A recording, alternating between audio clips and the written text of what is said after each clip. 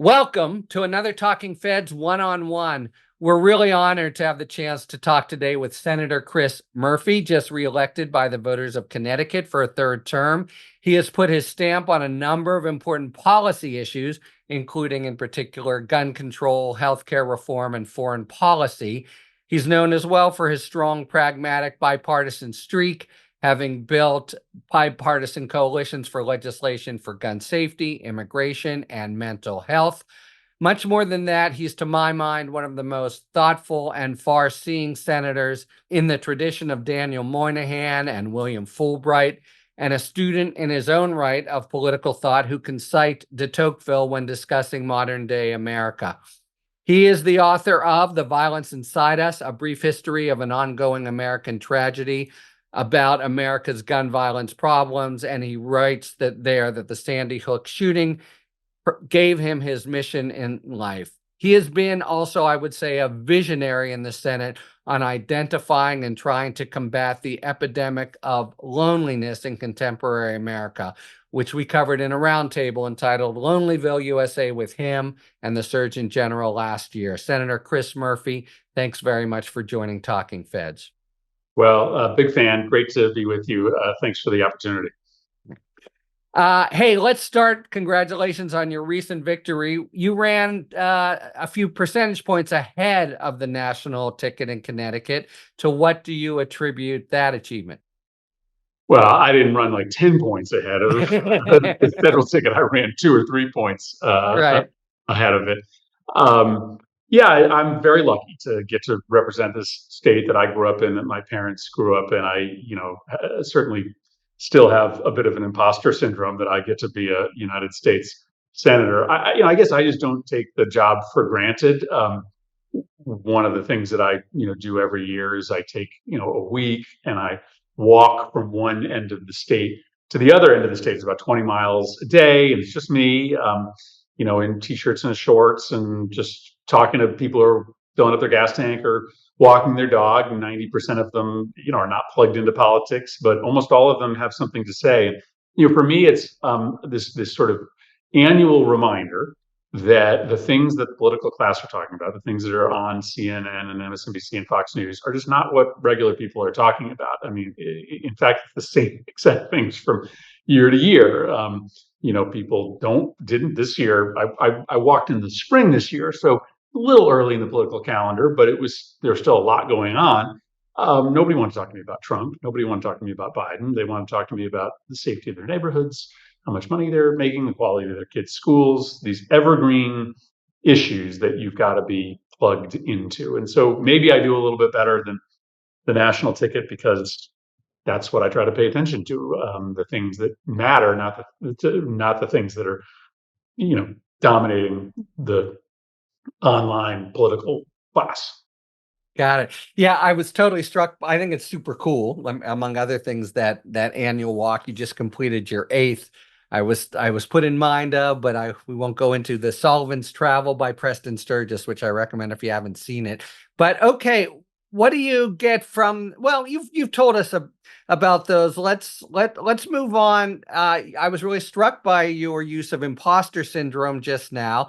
You've described What It Takes, the late Richard Ben Cramer's classic on the inner lives of the 1988 presidential aspirants, as the most important book you've ever read. And that strikes me as a really interesting choice. As you say, it focuses on the sort of interior lives, and I would say flaws, of people at the highest level of our politics, and is a deep portrait, you could say, of the impact and pressure of the desire for power itself. Can you just talk a little bit about why that book so influenced you? Yeah, so this is an old book. It's a book about the 1988 presidential campaign. It profiles 6 candidates. It's this very intimate biography of 6 candidates, and this is 88. So unfortunately, it's 8 white guys. But and then it's partially a narrative of the primary campaign. It's called What It Takes because it's about who are these people? What does it take for somebody to think that they should be the most powerful person in the world? And I read this book when I was 20 years old, sort of contemplating a life in government, but I didn't come from a background in it. And I certainly believed the caricatures that politicians were in it only for themselves, that they were corrupt, that they were lying most of the time. And then I read this book about 6 candidates, and Joe Biden is one of them. They're all flawed, that are all, a little funky in their own ways. But at their core, all of them deeply care about the people that they represent and are deeply committed to the ideas that brought them into public service. And I saw these human beings when I'm 20 years old and I read this book, and I read all 6 of them as being fundamentally decent people. And I thought to myself, well, if you can get that high in politics and still have an inner core, as Dick Gephardt had in 1988, as Bob Dole had, as Joe Biden had, then maybe this is a worthwhile business. You're right. The book is also about a level of uncommon personal, right? Because to run for president, you have to believe in yourself. It's just an exceptional level. And I identified with all of those people, but not enough that I've ever really contemplated myself running for president of the United States, because you have to believe in yourself as totally essential. And I think I have some qualities that in common with some of them, but probably not that one quality that you believe that you should be the most important person in the world. I've found that I can, provide some service to the country. Just being a Yeah. local rank and I file. was just struck also by the psychological portrait of it. We think in terms of their policies or where Gephardt stood, and that Paul Simon, I think, is one of those. And they're human beings with and in such pressure cookers. It's a great book. It's a long book. It's 1,000 pages, but you Right. can you can read a quarter of it and get something really wonderful out of it, Yeah, especially to people feel so cynical about politics. yeah, and you, of course, put it to quick application. You at 25, unseated a long-term incumbent, I think 33 to the House of Representatives, and the youngest senator in the Senate when you were elected at age 39. So, it definitely was a springboard. Um, in the time we have, Senator, I mainly wanted to talk about the recent election, but in the particular terms that you outlined presciently, I'd say, even before it. So there's an essay, a prominent essay in the New York Times from August, I think, where you warned that the party was ignoring a crisis, staring it in the face, was the way you put it. You identified a disconnect between Biden and the party's touting of the economy, which really was splendid in a kind of a spreadsheet way, and what you saw as, maybe from your walks and other things, a dominant bleak view of the economy, really the whole democracy among voters. Can I ask you to just flesh out a little bit what you were seeing that it seems everyone, at least in the Democratic Party, was missing? Yeah, I've been arguing for a few years that there is a real, almost spiritual crisis afoot in America. And you have to sort of be in this exploration because unemployment is way down, crime is dropping, GDP is rising, wages are going up faster than inflation, and yet people feel really shitty. It's not just that people feel pessimistic about the direction of the country. If you look deeper inside self-reported rates of happiness, we've never been unhappier as a nation than we are today. And that's because material success is really not the thing that matters most to whether you feel happy or fulfilled. It's whether you believe every day when you wake up that you have meaning and purpose in the world, that you have agency, right? That you have control over your destiny and your family's destiny, that you have friends, that you have people in your life that you care about. And all of that has atrophied over the past 20 years, but it's been on rocket fuel over the last 10 years. People are lonelier and more isolated than ever before. They have less agency over their lives. They work hard, but nothing really changes. And the places where people found meaning and purpose, whether it be for a man as a breadwinner and a protector, or as a church member who, believes that their reason is to serve God, is all disintegrating under our feet. And so that's a conversation I think that the Republicans knew was happening out in the American public, and they tailored their policies to speak to that crisis of identity, meaning, and purpose. And Democrats did not. Democrats sort of still existed in this sort of neoliberal world order in which, if we just sort of helped people's wages rise a little bit, or we put a little bit more money in their pocket, that problems would be solved. We've got to get into a spiritual conversation with people in this country, not a religious conversation, a conversation about why you exist. And if we do that, then we will operate differently as a party. We will talk differently, and we will offer different solutions than the solution set we offer now, which was sort of tailored to meet people in a material way, but not in a spiritual way. Look, first, I just want to say, I said this last year, just kudos to you. All the social science reinforces this. Any parent, you've spoken particularly about social media and algorithms and the disaster they are for our kids. You're a US senator. You could easily stick to gun violence, and it's easy to caricature this as airy-fairy and intellectual, and just like power to you for making this, just completely central facet of life, a part of your political agenda. Let me compare though. So you have, obviously you don't agree with much of what was said by Trump and the other side, but there is a sense in which you see it as, at least relative to the more, could I say, technocratic approach of Democrats, it touched on some kind of spiritual impulse. Could you flesh that out a little? Because I think of Trump, there's a certain, visceral emotion to it, but it's kind of mean-spirited and there's a viciousness. But you see there being it touching on spirit or spiritual life more than the Dems were able to do. Do I have that right? And can you explain? No, you do. And let me give you a couple examples here.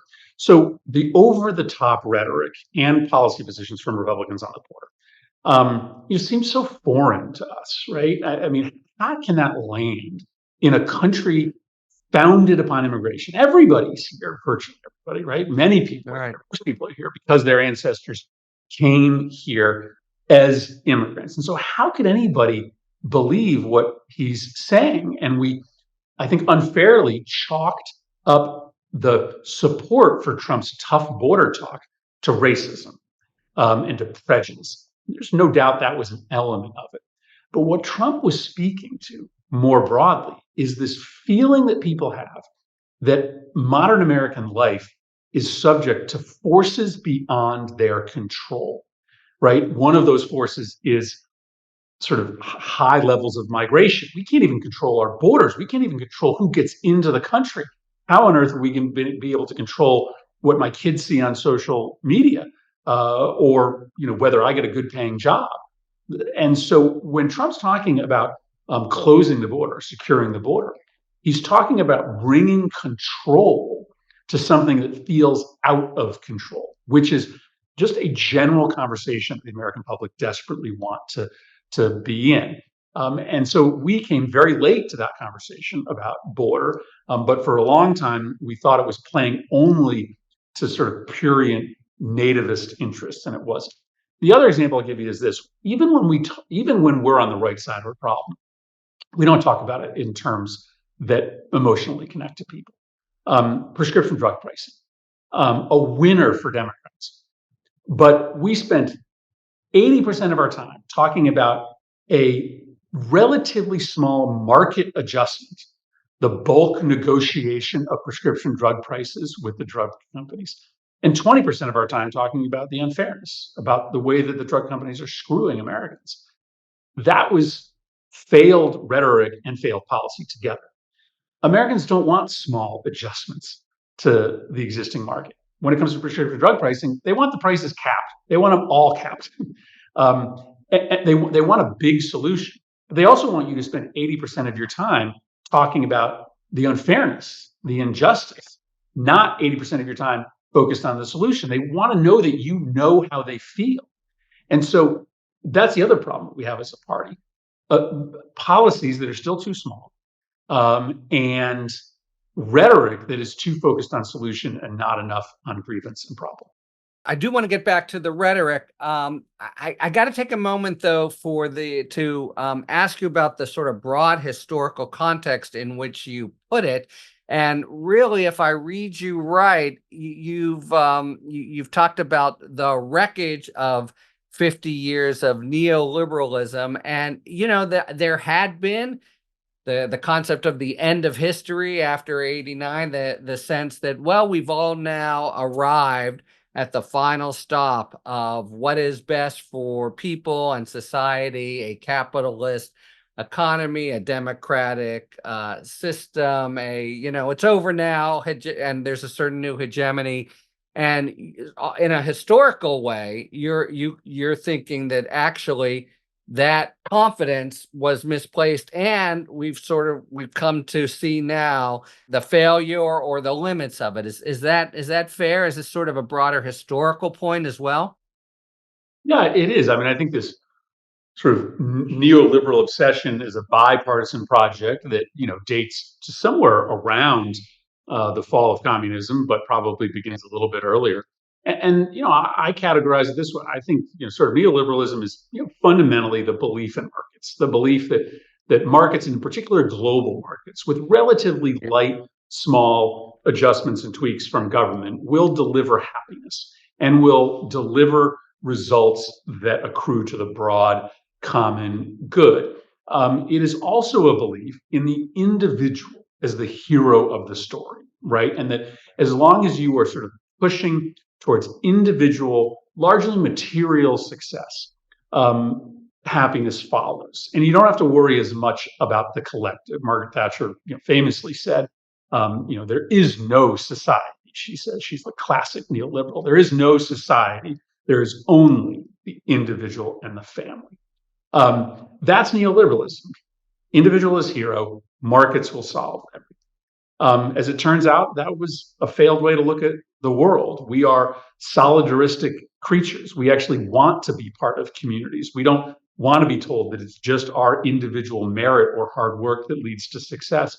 We want connections to other people. We want our government to help us make connections. And the neoliberal economic project was an absolute failure. It actually turns out that you cannot have a broad-based global market that allows for capital to move seamlessly when labor cannot. That is by definition a project that is going to fail workers. And so you have to have a unique American economy. You have to have industrial policy. You have to have robust protections for workers. Capital will not protect workers. And it took us a long time to figure that out.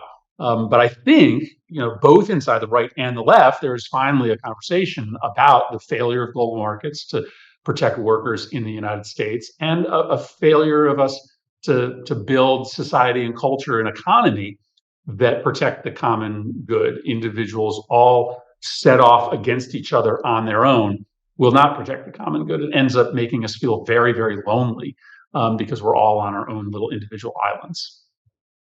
Yeah, I would say there's a conversation going on, but I really think you're out front of it, Senator, in terms of what you call again, so interesting the way you put it, on unspooling of identity and meaning.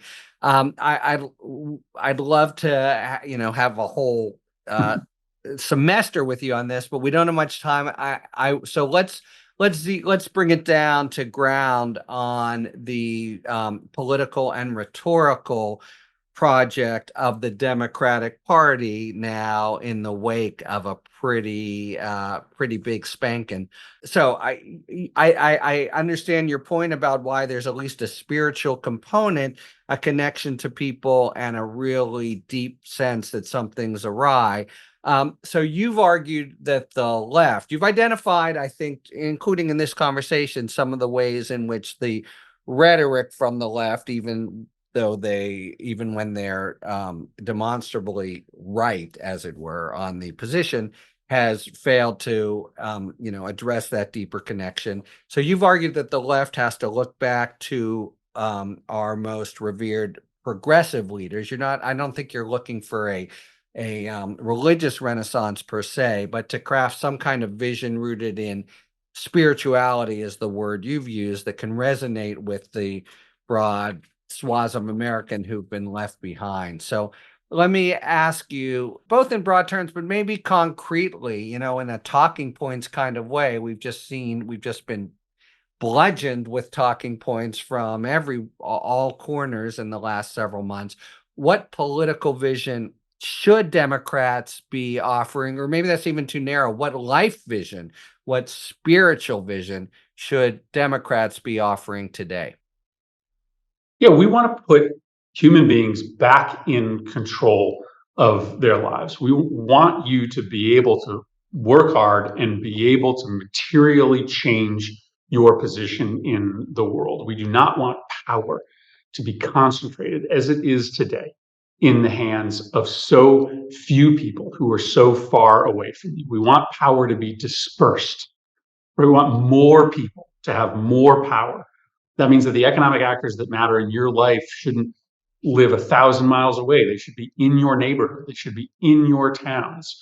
Small businesses shouldn't get gobbled up by big businesses the minute that they do well. We want you to have a chance at connection in your life. We want leisure time to matter again. We don't want it to be so hard for your kids to be able to find friends and companions. We don't want you to have to work so many hours that you can't invest part of your life in a project outside of of work. We want institutions to be strong again, right? We want to live in a world in which you can easily join up with a labor union or a religious institution that gives you a sense of purpose and selflessness and connection.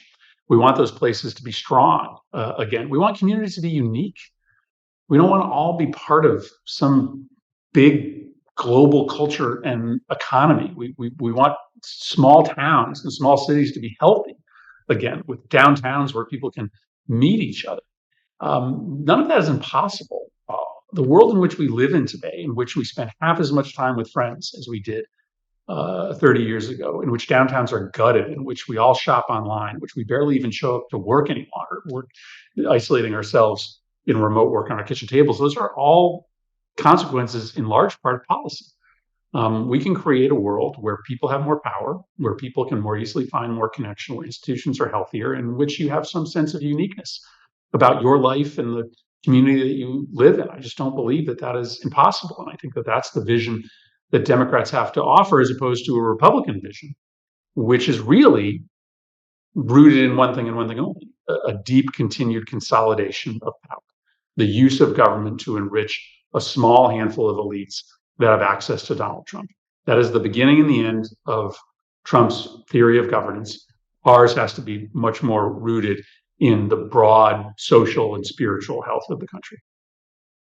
I discern a pretty strong strain of Jeffersonian thought. Is that fair? A lot of these ideas remind me of, the early debates that Jefferson had about local power and connection versus federal power. Agree. Not everyone believes that they are going to Yeah, have complete and total power over their life, but right. would like the powerful people to be accountable. And they'd like for there to be some powerful people that are nearby for so that they can sort of see where power is being exercised. And that used to be the world in which we lived in. I mean, Old Man Potter was a bad dude, but he lived Right.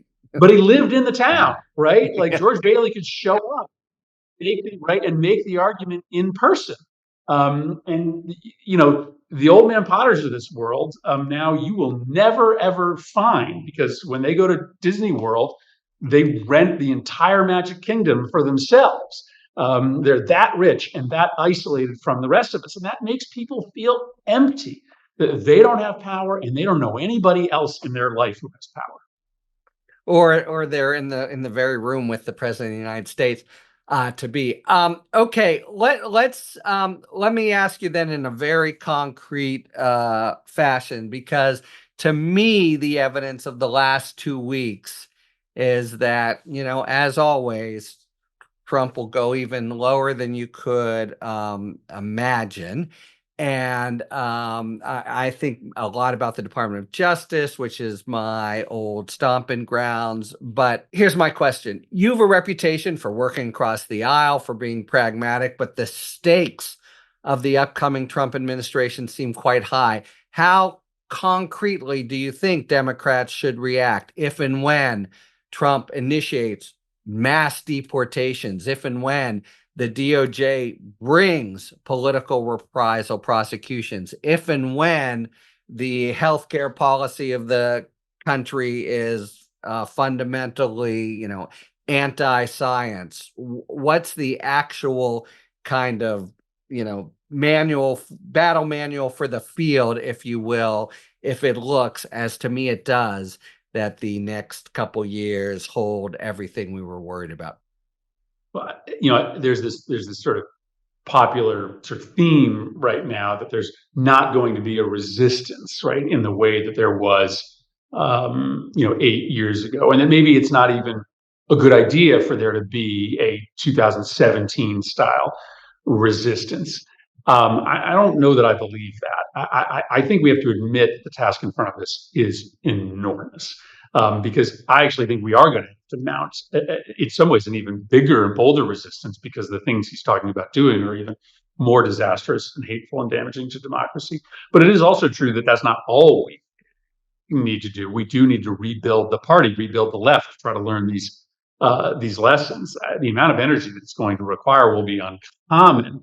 I don't know exactly what the tactics look like, but yes, if you are living in a world where there is a real daily assault on democracy, that journalists are fearing imprisonment or senators are being, threatened with arrest, that's a different looking resistance than the 2017 resistance. I don't think it makes sense to preview what that looks like, but that is a very different world that we would be living in. But I just don't want to delude people into thinking that the only thing we need to do right now is to just do an autopsy of what went wrong politically and rebuild some better ideas. No, we are actually going to still need to be marching in the streets. You can read the first Trump presidency as the worst things not happening because he was a bungling mess, or because there actually was a reaction to the resistance, that we made it hard for them to do some of the worst things. And so we're going to have to make it hard for them